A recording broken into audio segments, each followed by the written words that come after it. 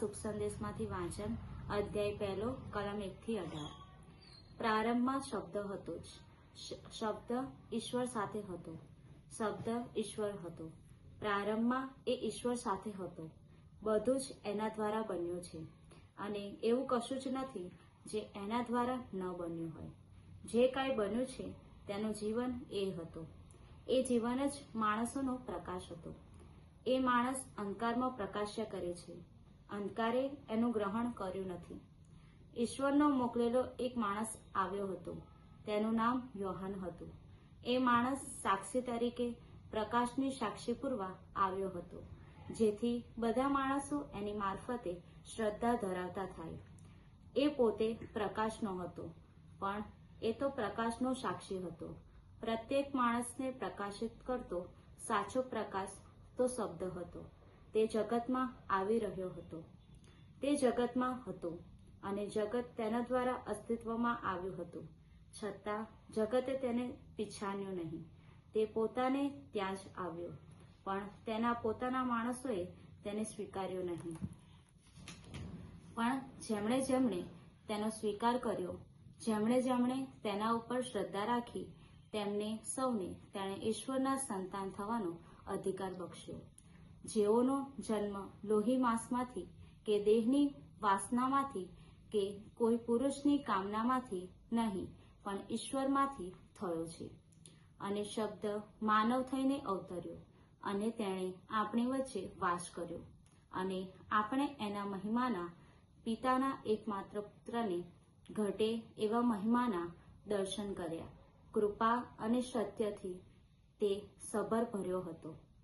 યોહાને એને વિશે શાદ પાડીને શાખ પૂરી છે, જેની વિશે મેં કહ્યું હતું કે જે મારી પાછળ આવનાર છે તેનું સ્થાન મારા કરતા આગળ છે, કારણ હું જન્મ્યો તે પહેલા પણ તે હતો જ।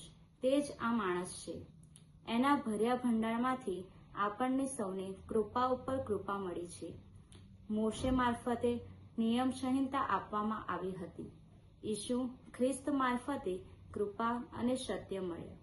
ઈશ્વરને કોઈએ કદી જોયો નથી, પણ ઈશ્વરનો એકનો એક પુત્ર જે પરમપિતાની નિકટમાં નિકટ છે, તેણે જ ઈશ્વરને પ્રગટ કર્યો છે।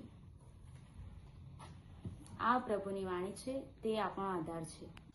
જય ઈસુ। વાલા ધર્મજનો, આજે ડિસેમ્બર 31 વર્ષ 2025 નો છેલ્લો દિવસ।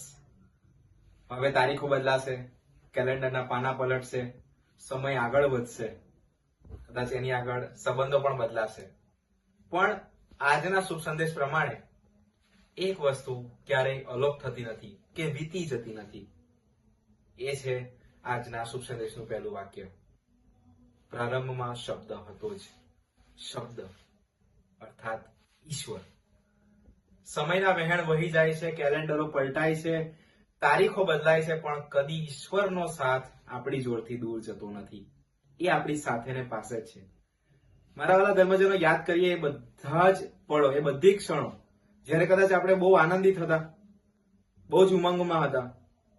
અમુક સમય એવા હતા જ્યારે કદાચ આપણે એકલા બેસીને રડ્યા હોઈશું, એકલતાનો ભોગ બન્યા હોઈશું, આપણે કદાચ આપણી સાથે કોઈ નહીં હોય કે મુશ્કેલીઓનો અંબાર આપણી ઉપર આવી પડ્યો હશે, પણ એ બધા જ સમયમાં એક શબ્દ અર્થાત ઈશ્વર આપણી સાથે છે।